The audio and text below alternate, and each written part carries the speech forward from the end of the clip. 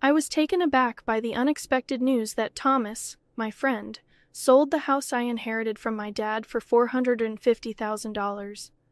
The revelation came with an oddly cheerful tone as he shared it over the phone from the hospital. To add to the surprise, he boldly announced that he's planning to embark on a trip with his mistress. The whole situation struck me as sheer madness, leaving me bewildered. I couldn't fathom why Thomas would sell the house with sentimental value and make such an announcement. The news about abandoning his family, including his daughter Elizabeth, was particularly shocking. Thomas expressed a nonchalant attitude towards leaving Elizabeth behind, stating that she had been getting on his nerves and acting high and mighty. His callous remarks about his own child enraged me. As I processed the shocking news of Thomas selling the house and abandoning his family for his mistress, a mix of anger and shock overwhelmed me. It felt like I might lose my mind. I felt a strong urge to intervene and prevent Thomas from hastily disposing of the house. My name is Lisa Johnson, a 37.5-year-old homemaker. Life with my husband Thomas and our 8-year-old daughter Elizabeth has been far from harmonious. Marital discord has been escalating for a while, with suspicions of Thomas's infidelity lingering for about a year. Despite lacking concrete proof, his behavior, such as frequenting bars after work, returning with a peculiar scent, and gifting expensive items not meant for me, raised concerns. I've been too afraid to confront him about his potential affair, unable to take any decisive action. Reflecting on our relationship, I recall the Thomas I fell in love with a decade ago. His kindness and sincerity initially drew me in, and our marriage seemed blissful. However, things took a turn for the worse around the time our daughter Elizabeth turned 1. Parenting became more challenging, and as a full-time homemaker, I missed Thomas's assistance with tasks like baths and meals. Yet, his behavior and frequent outings began to change, leaving me bewildered about how our once happy marriage ended up in this tumultuous state. In the beginning, Thomas, perhaps aware of his role as a father, initially assisted with childcare as I requested. However, as it became a daily routine, he gradually developed resentment and stopped actively participating in parenting. He started expressing sentiments like, "This is your job as a stay-at-home mom. You should handle parenting on your own. What does a tired man like me have to help out after work?" Thomas's complaints were intense, leaving me and Elizabeth alone in the living room while he retreated to the bedroom. Dealing with Elizabeth's tantrums and struggling through the evening routine alone, Thomas's harsh words lingered painfully. His withdrawal from interacting with Elizabeth became more pronounced, even on his days off. When Elizabeth asked him to play, he responded dismissively, saying, "Playing is your mom's job. I'm busy." Thomas didn't consider Elizabeth's feelings, scolding her if she cried and blaming my parenting skills. We often retreated to our room and played together, just the two of us. There were times when I yearned for personal hobbies like reading or watching movies. However, living with Elizabeth around the clock left little time for myself, while Thomas indulged in his racing hobby. The situation felt unfair, but I couldn't complain, as our household relied on Thomas's income. I felt a sense of helplessness and frustration as I found myself unable to change the circumstances that had persisted for 8 long years. Thomas's disinterest in parenting and his abusive language became a distressing pattern, a far cry from the caring and kind Thomas I knew before our marriage. Despite enduring this situation, I knew it was essential to provide for Elizabeth, and Thomas's income was crucial for our survival. One day while drawing together, Elizabeth complimented my artistic skills and suggested that I pursue drawing as a job. Despite Thomas's contemptuous nature, Elizabeth had grown up to be honest, straightforward, and cheerful, the opposite of my more introverted personality. It was heartening to see her thriving at school, surrounded by friends, and even earning the favor of her teacher. Elizabeth's compliments about my drawings filled me with pride and confidence, reminding me that she paid attention to me and appreciated my efforts. I was grateful for her positivity, which brought joy to our challenging family dynamics. As long as Elizabeth could smile, I felt a sense of resilience in facing the challenges of our life. That quiet realization echoed in my thoughts that night. However, our household situation took a familiar turn when Thomas, in his usual inebriated state, stumbled home and collapsed into the living room. His drinking habits had escalated lately, becoming a source of increasing concern. Sighing, I began the routine of peeling his jacket off his slumped body. In the process, a piece of paper fell from a pocket that typically housed only keys. Upon closer scrutiny, it revealed itself as a receipt from a motel, unmistakable evidence confirming the suspicions I had only held vaguely until then. In an attempt to conceal the turmoil within me, I quietly stashed the receipt away on a shelf. As the night unfolded, I contemplated how to address this revelation with Thomas. The next morning, with Thomas not yet fully sober, he left the house after Elizabeth had gone to school. Engrossed in my regular household tasks, I found it impossible to shake off the lingering thoughts of the previous day's revelation. Having suspected Thomas's infidelity without concrete evidence, the receipt presented a dilemma. It became challenging to ignore the truth and maintain the facade of a masked couple. I felt compelled to confront him, seek an admission, and perhaps an apology within the upcoming week or even days. Lost in contemplation, my smartphone interrupted my thoughts with an unexpected vibration. An unfamiliar number appeared on the screen, triggering a sense of apprehension. As I answered the call, the caller identified themselves as someone from General Hospital, delivering news about Thomas. He had been rushed to the hospital by ambulance and was undergoing surgery for a kidney disease. The doctor explained that Thomas's kidneys were likely to fail, necessitating a transplant. Overwhelmed by the sudden turn of events, the doctor asked if I was all right. Despite the complex emotions, I found myself agreeing. As the doctor elaborated on the details of the transplant surgery, my mind swirled with confusion. Although Thomas had often mocked me and been unfaithful, I didn't wish for him to lose his life that night. I held on to the hope for Thomas's recovery. My thoughts centered around his impending transplant surgery. As weeks passed, news about potential kidney transplant candidates within the family emerged. Surprisingly, I turned out to be the best match. The revelation that I was a compatible donor for Thomas, despite the challenges in our relationship, presented an unexpected twist in our story. The situation became more complex with the presence of Thomas's parents, who were still alive. The impending decision about organ donation required careful consideration, blending the threads of our troubled history with the possibility of a renewed connection through the transplant process. Despite my own less-than-perfect health, I emerged as the most suitable donor for Thomas's kidney transplant, due to our matching blood types and the fact that he was an only child. Admittedly, I had reservations about undergoing the surgery, but the prospect of preserving Thomas's life overshadowed any hesitations. Recognizing the irreplaceable value of Thomas's existence, I made the difficult decision to be his kidney donor. When I shared Thomas's medical condition and our upcoming transplant surgery with Elizabeth, she responded with understanding and encouragement, sending me off with her blessing. Elizabeth stayed with my in-laws during my hospitalization, and despite their own health challenges, they were able to care for Elizabeth. This arrangement provided me with a sense of relief, knowing that Elizabeth was in good hands. With that reassurance, I faced the kidney transplant surgery a week later. After completing the necessary health checks and signing consent forms, I donated my kidney to Thomas. The surgery, to my surprise, concluded more swiftly than anticipated.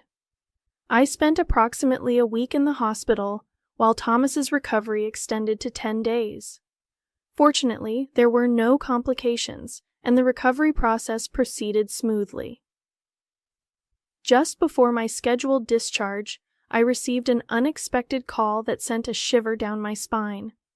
Answering the phone, I was met with Thomas's voice, the recipient of my kidney. Expecting words of gratitude for the life-saving donation, I inquired about his well-being after the surgery. However, Thomas's response took an unforeseen turn as he shifted the conversation to our house in an inappropriately cheerful tone. He disclosed that he had sold our house for $450,000 and intended to embark on a trip with his mistress. The news struck me like a bolt of lightning, and I couldn't comprehend the audacity of his actions. The house, a precious inheritance from my father, was being callously disposed of, and Thomas's brazen declaration of having a mistress added another layer of shock. In the midst of my disbelief, I confronted him about Elizabeth's well-being, only to be met with indifference. Thomas callously dismissed any concerns for our daughter, stating that he didn't care and was leaving her behind. The revelation left me enraged and appalled.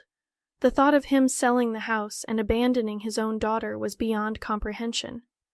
Determined to intervene, I realized that I needed to stop Thomas from hastily relinquishing the house.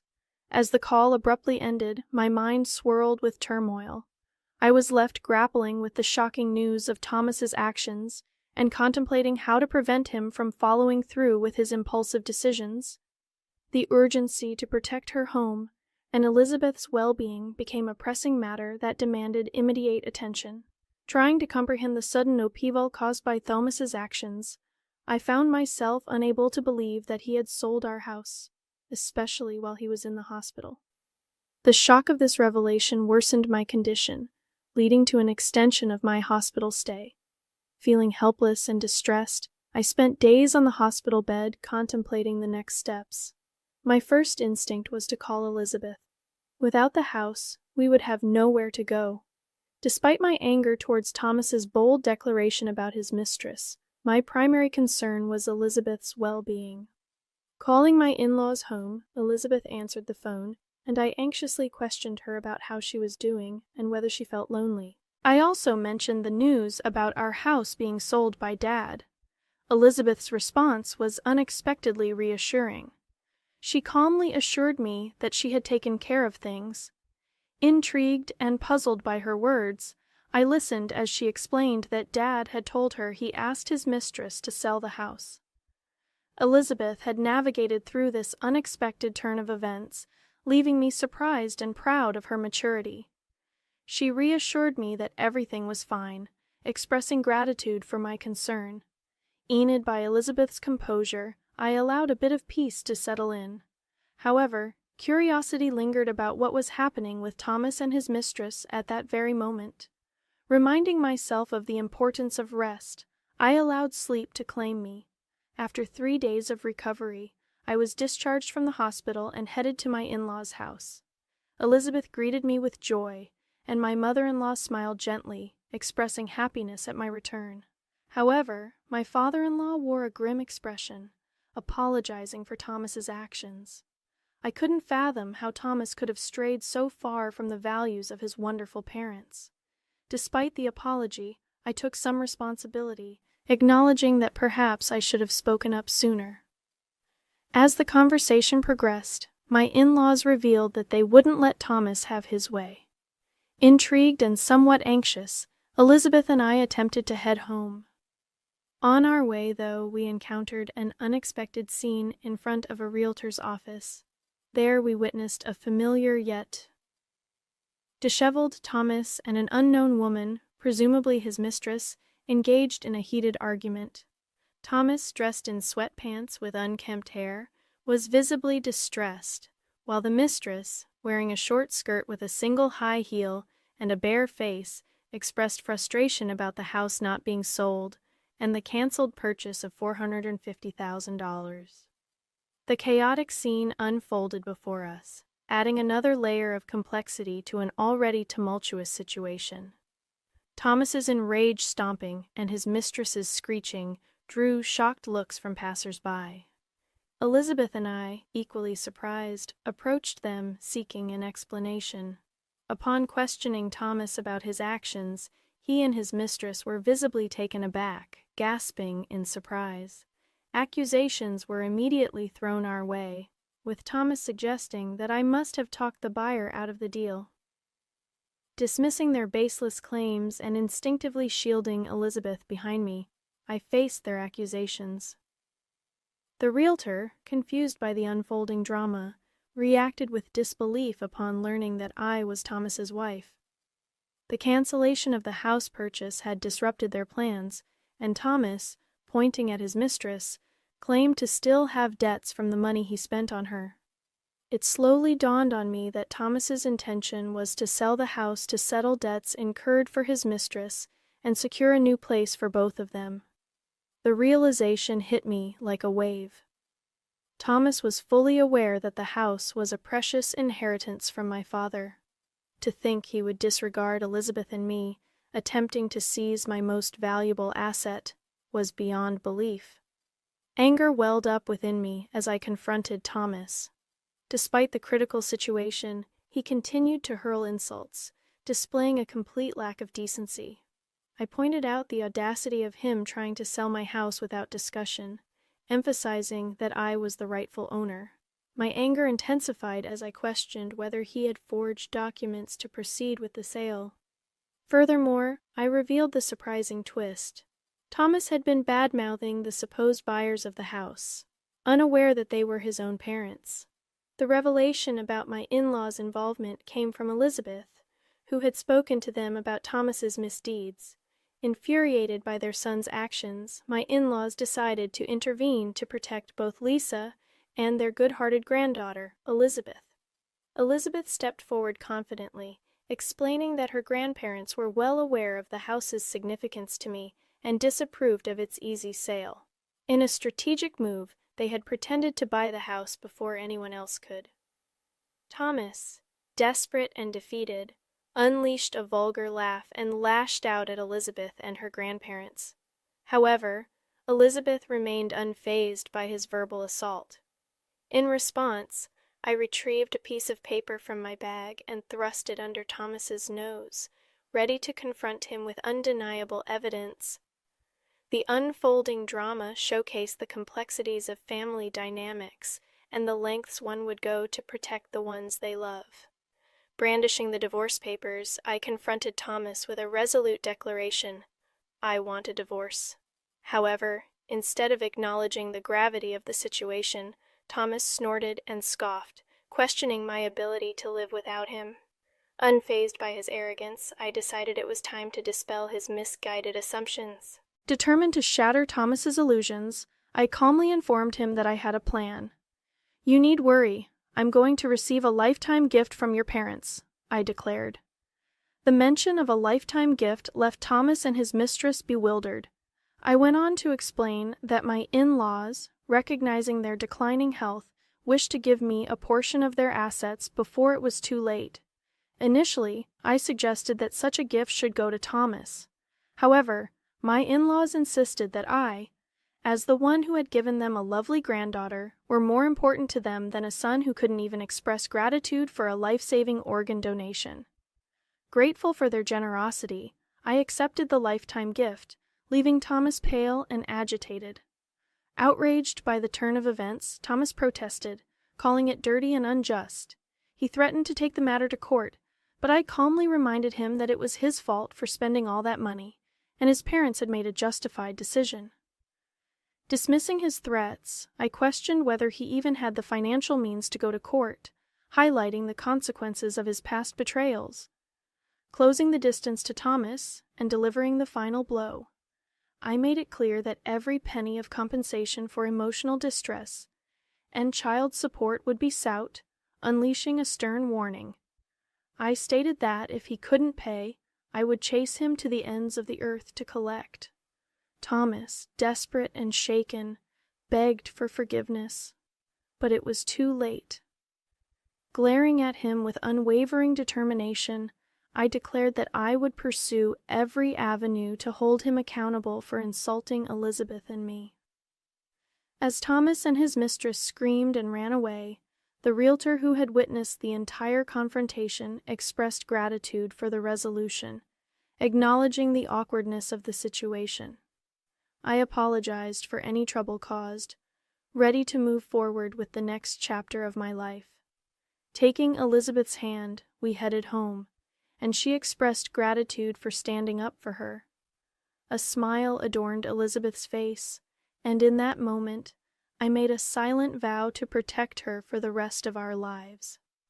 The divorce from Thomas unfolded without any significant issues, marking the end of a long-suffering marriage. Surprisingly, it was almost anticlimactic, prompting me to reflect on why I had endured everything until now. It became apparent that Thomas had invested a considerable amount of money into his affair and had resorted to borrowing funds from various sources. His mistress eventually left him, citing an inability to be with such a financially troubled man. Misfortune seemed to converge for Thomas as his company had to cut back on staff due to a decrease in sales caused by material shortages. Working in the factory, Thomas was among the first to be laid off. While it may be inconvenient for him, it's challenging to believe he was laid off for no reason. It's likely that the company let go of those who underperformed or had poor conduct, which might have been the case for Thomas given his demeanor at home. Now unemployed, he is scraping by with part-time jobs, lacking the energy to actively search for a new full-time position. His life seems bleak, having lost his job, lover, and wife, but there's little room for sympathy. Despite my efforts, including donating a part of my kidney to him, Thomas made a mockery of me. It appears that karma has caught up with him, and he should focus on working hard to pay off his debt. As for me, I've started doing illustration work, utilizing the assets I inherited from my in-laws. Initially inspired by Elizabeth's compliment about my drawing skills, I have received positive feedback from clients who appreciate the meticulous and skillful nature of my work. The plan is to increase my clientele and work diligently to provide a better life for both of us.